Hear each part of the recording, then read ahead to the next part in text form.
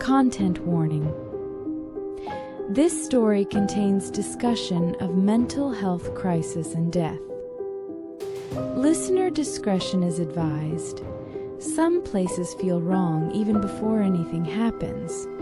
Long hallways, flickering lights, doors that seem to watch you as you pass. In January of 2013, a young woman checked into one of those places, and weeks later, her name would be known around the world. This is the story of Elisa Lam. Elisa Lam was 21 years old. She was a Canadian university student traveling alone through California. She kept a blog where she wrote openly about her struggles with bipolar disorder, her hopes, her insecurities, and her desire to feel understood. Her writing was candid, emotional, and deeply human. In late January, Elisa arrived in Los Angeles and checked into the Cecil Hotel, a historic building in downtown LA. By then, the hotel had already earned a reputation.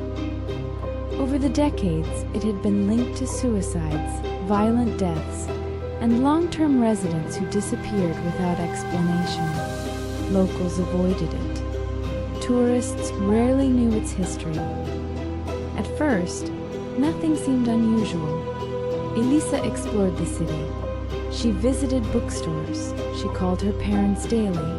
But within days, hotel staff received complaints. Roommates reported strange behavior. Elisa was moved to a private room. On January 31, 2013, Elisa Lam was last seen alive. She failed to check out. Her parents, unable to reach her, contacted police. A search began. Officers combed the hotel. They checked rooms, hallways, stairwells, even the roof. Police dogs traced her scent to a window, then nothing. No sign of her, no trail. Then, the video was released. Hotel security footage from inside an elevator showed Elisa Lam behaving in a way that immediately unsettled viewers. She stepped in and out of the elevator, pressed multiple buttons, peered down the hallway, hid in the corner, made strange, deliberate hand movements, as if interacting with someone unseen. The elevator doors refused to close. The internet exploded. Millions watched the footage. Some believed she was being followed. Others thought she was communicating with someone just out of frame. Conspiracy theories spread rapidly. Paranormal explanations took hold, but no one could explain where she went after the footage ended. Weeks passed. Then, guests at the hotel began to complain. The water tasted strange.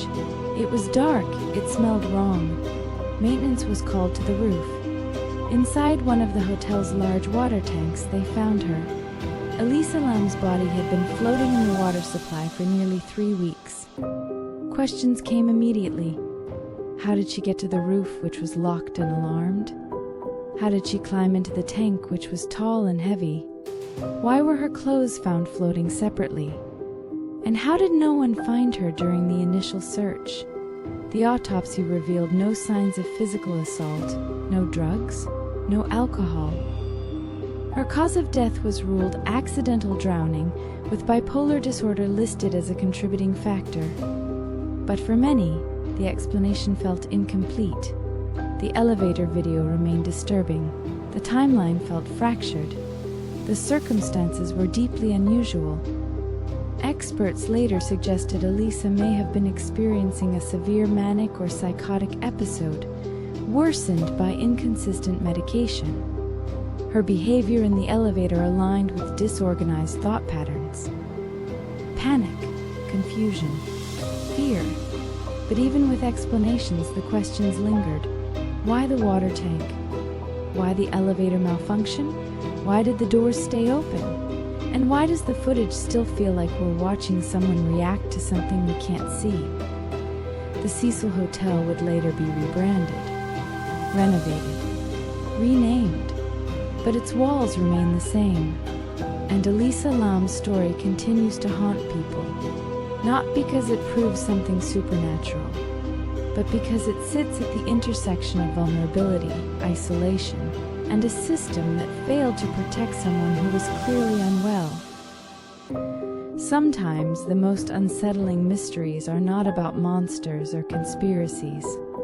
They're about how easily someone can vanish, even in a building full of people, and how much suffering can go unnoticed until it's far too late.